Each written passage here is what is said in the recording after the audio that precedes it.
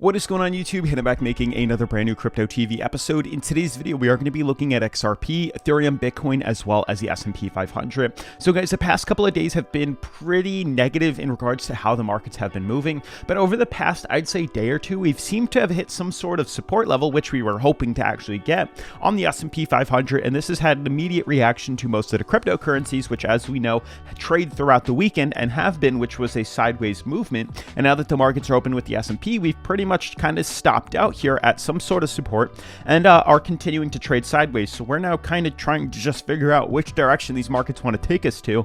As you guys can see on Bitcoin, we've actually managed to reverse up, and we have to talk about that as we did get stopped out, which is totally fine. And that's why we have stop losses, because we managed to take profits. But with Ethereum, we're seeing a similar correction here, and XRP is also seeing a similar correction or trading sideways, consolidation, as well as retesting some sort of support level here. Now, I do have two articles that I do want to talk about with you guys in regards more so with the stock market more so than crypto. But as we know, most of the times when the markets or the S&P 500 sees some sort of policy change that immediately affects it, cryptocurrency, for whatever reason, recently being correlated, also gets affected as well. So we have to talk about the vicious stock market sell-off. It's time to buy, says Goldman Sachs. And then another article which says Fed steps up deliberations on shrinking its $9 trillion asset portfolio, which is something we haven't talked about here. I always mention the balance sheet, but this is actually what is going on. And I don't want to spend too much time on this because I feel like this needs a whole video by itself. But I thought just breaking the ice right now is something that you guys should be interested in, as this is our economy. This affects you and I every day. This affects how much money's in our bank account. This affects how much we can spend it on. And this affects how much we're worth, because things change so frequently. And this is why. So guys, today's video is brought to us by BOOZCOIN, which is definitely an interesting crypto project that we should look at here. It's basically the new Amazon for alcohol. BOOZCOIN is turning the $1.5 trillion alcohol industry onto its head. Don't miss out on once in a lifetime opportunity. Don't live to regret missing. So very similar to Amazon or eBay more so. It is putting out an exchange, but instead of it being just for crypto, it's actually for alcohol, or in the alcohol industry, because there are some collective wines and spirits out there that are very difficult to purchase internationally here. But cryptocurrency will be used as the medium of exchange to actually receive and sell some of these wines and spirits, which is really cool if you ask me. So guys, more information about BOOZCOIN will be at the end of today's video. I've also linked them down in the description if you'd like to check them out earlier. And with that being said, guys, today we are going to see what is going on, why we're hanging out at this bottom support here. Is this it? That's what we all want to look at, and that's what we all want to know. Is this the bottom? And yeah, we'll go from there. But with that being said, guys, definitely make sure to smash the like button, turn on post notifications, subscribe, and let's dive into today's episode.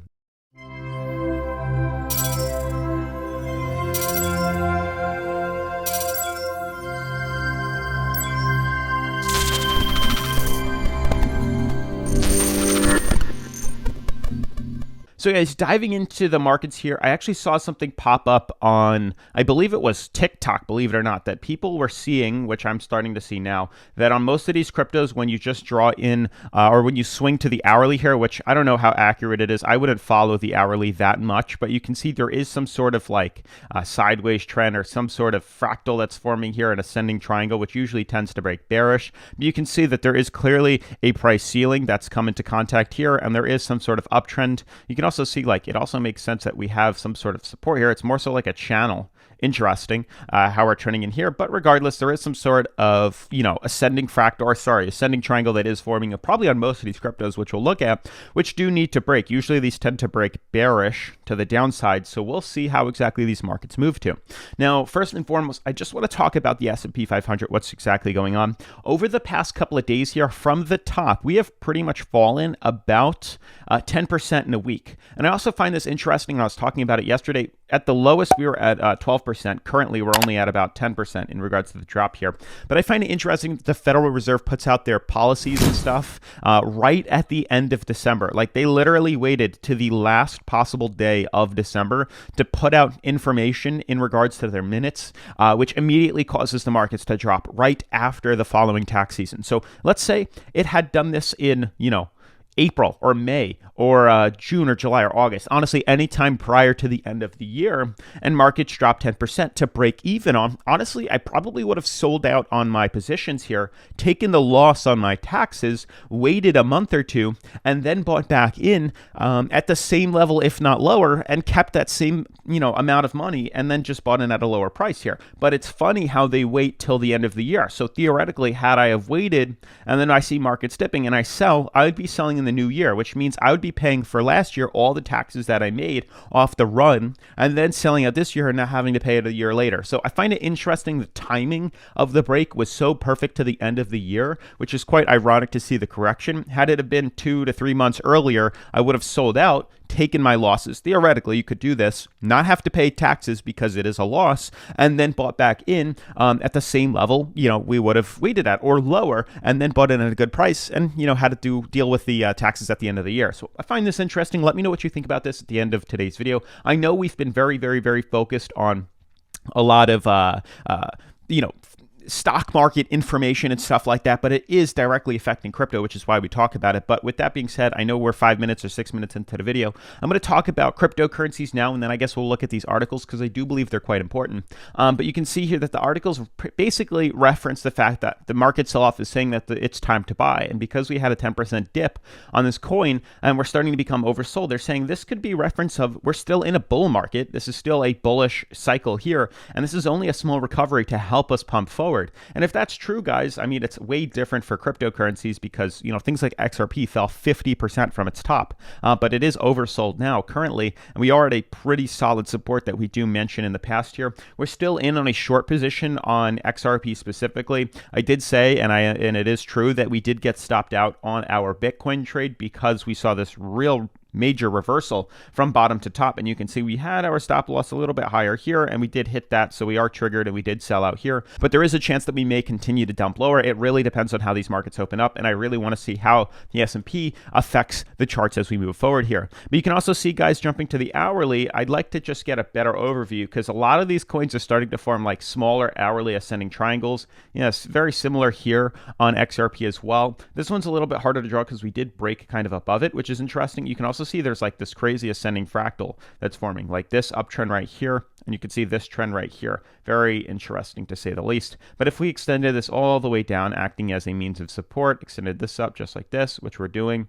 there is a resistance and there is a support here. We did kind of break through it as of like an hour ago, but you can see there is some sort of ascending triangle that is forming on the hourly charts here. Jumping to the 4 hour, is it a little clearer? Kind of. We could probably move this up a little bit higher here, even maybe up to here, just because this is where resistance might land. Let's just it's like in between these two levels here. You can kind of see what it is that I'm referencing, but this is very short-term, ascending triangle on the 4 hour charts, which are really unreliable to say the least here. But there's a chance that these do temporarily break bearish. So we'll see how the markets do decide to open after the moves here. Moving forward, we can kind of see these ascending, triangles form on pretty much all the cryptocurrencies. It's not just XRP.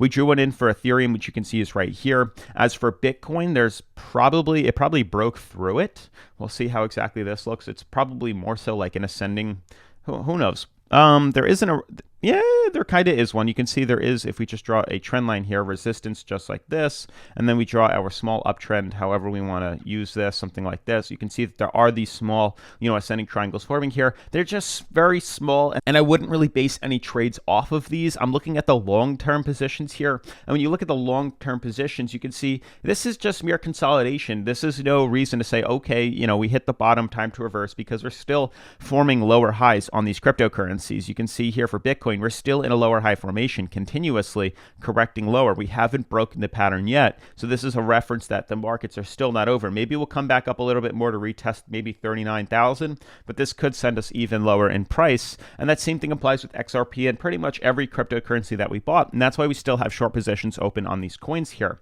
You can see for, XRP right here, we're in a continued lower high formation. Prices have continued to get rejected off top resistance and fall lower. So even though we're starting starting to see a little bit of a recovery right now. We may hit resistance again, consolidate into here, and break lower, as we have done on numerous occasions in the past. So it really depends on when we see a reversal. If we head up a little bit higher for XRP, my stop loss will get triggered, and then we'll be ready to buy in for a new trade, depending on how these markets look. But I don't think we're going to see any confirmation to switch bullish unless we break through the downtrend here. Then we might be into something different. Then we might have to reevaluate our positions here, but this should also be slightly moved up to capitalize on that other run, just like this, something like that. You can see this is pretty much what we're dealing with here. So we are in some sort of bottom support for most of these cryptos. We are hitting some sort of support level. You can see once again how this affects XRP specifically, with one resistance, two resistance, a support, and then another support that we're currently hitting. With Bitcoin specifically, jumping to the weekly, it's a very similar movement at that, very similar to XRP. You can see that there is, once again, supports right here, another support right here, and then once again, we're getting closer. We didn't actually retest bottom support. We saw wicks down to it, but we are intertwined now with the moving average, which we haven't broken below since, I'd say, March of 2020. So it's been like 2 years now, or a year and like a half. But you can see we are coming into contact with moving averages as well as the support here, which could reference a bottom, like 30K. I'd be very shocked if we see prices within Bitcoin fall even lower to 15K to 20K. That'd be pretty extreme for something that doesn't need to really be that. So hopefully this is the bottom here. That's what we're kind of relying on right now. Our positions are cleared in regards to Bitcoin, probably very soon within XRP as well, but we just have to see how markets play out. But people are starting to think that there is a bottom. Regardless, I have been personally buying into the S&P 500 more so than into cryptocurrency. I have short positions open. We've been doing extremely well since shorting at point C here downwards, as well as on Bitcoin, which was, if we just jump to the daily here, shorting from this position here when we broke through here to the downside, which was a small recovery here, but it was still a pretty substantial leverage trade, which we do on Bityard. Hopefully you guys are all familiar with Bityard. This is the website that we use to leverage trade cryptocurrencies. So if you're interested in actually earning some free cryptocurrency or staying up to date with our technical analysis and trades, definitely make sure to check out the link in the description. Then click on mystery box and get free cryptocurrency, and you're good to go. Now, more importantly, looking at these articles, since we're pretty much running out of time and the videos are getting pretty long here, I just want to read a few interesting things about the S&P 500 and what they have to say. So it says, after vicious stock market sell-off, it's time to buy Goldman Sachs. Now, we also talked about yesterday the 200-day moving average that was broken through yesterday on the S&P 500, which seems to have deleted itself, but we're now kind of in the cahoots with that resistance. But you can see here, after a brutal 2 weeks for the market this month, Goldman Sachs is saying it's about time for investors to dip their toes in the volatile waters, basically saying to start buying back. To the extent that zero interest rate policies, negative real interest rates, and quantitative easing have been supportive for risk assets, it is understandable that a perceived move away from these supports should cause a correction, which we saw, particularly given high valuations. But which we have as well. But this adjustment has now been reflected in the markets. We've already seen that, the correction was due, as long as that's what they're saying here. And on the downside, and the downside risks from here are much lower so long as economies continue to grow, which they have been, and we've already seen the dip. It'd be, we might not see any more real reversals to the downside here. And closer levels have typically been a good entry point for long-term investors, which is why I've been buying in dollar cost averaging in regards to the stock market. You can see here, this is a correction in a bull market. That's pretty much what I wanted to show you guys. And also this article, which I can't cover today because the videos are going on too long, but you can see Fed steps up deliberations on shrinking its $9 trillion asset portfolio, basically in reference to the fact that we have been buying all these bonds and accumulating all these bonds, these Feds, that we've now accumulated $9 trillion, which is double the amount of money that we've had in our portfolio in 2020 here. Because we doubled it, we have too much. We need to get rid of it and sell it in the open market. Usually that fearful thinking is what corrects the stock market, and we see prices within the stock market drop. So who knows when they're going to start selling off the balance sheet? We'll find out. But when that happens, then we might see markets move lower. But this is hopefully the lowest point we go to because we're oversold, and maybe we'll start to recover. Who knows? That's the ideal goal here, but I have been buying in, so that's exciting. But with that being said, guys, I do want to talk more about BOOZCOIN with you. I want to give a huge shout out to BOOZCOIN for sponsoring today's episode. As with all cryptocurrency projects, please do your own research and never invest anything you can't afford to lose. So guys, the BOOZCOIN team is focused on launching a coin unlike no other, with a concept that can tackle significant problems within the alcohol, wine, and spirits market. Their mission is to open up the wine and spirits market and allow anybody to buy booze they want from a supplier. Now, BOOZCOIN will also allow you to source the best price with minimal exchange fees and additional costs, and this will benefit general consumers and support smaller regional growers and distillers who have restricted access to the international mass market. Now, the Booz exchange offers a base for Booz coins to begin its growth, but it will not only be the place for BOOZCOIN, since BOOZCOIN is a free decentralized market with no single group or entity controlling the coin. Now, the goal is that BOOZCOIN becomes an accepted method of payment for the wine and spirits market internationally and for food and beverage outlets. And with that in mind, BOOZCOIN is pleased to announce their pre-sale for their Booz token, which is now live. And BOOZCOIN enters the cryptocurrency space as the first crypto asset of the alcoholic market. Now, the project is regarded as the Amazon for alcohol, thanks to its upcoming Booz exchange trading platform, and tackling the $1.5 trillion alcohol industry is a significant undertaking, although investor interest is ramping up quickly. Now, BOOZCOIN will help digitalize this aspect through its strong partnerships with wineries worldwide to purchase parcels of alcohol for clients to invest in and earn daily. Now, users who buy the BOOZCOIN token, also known as BOOZ, subscribe to the Booz exchange to buy and then sell fine and rare wines directly from suppliers globally.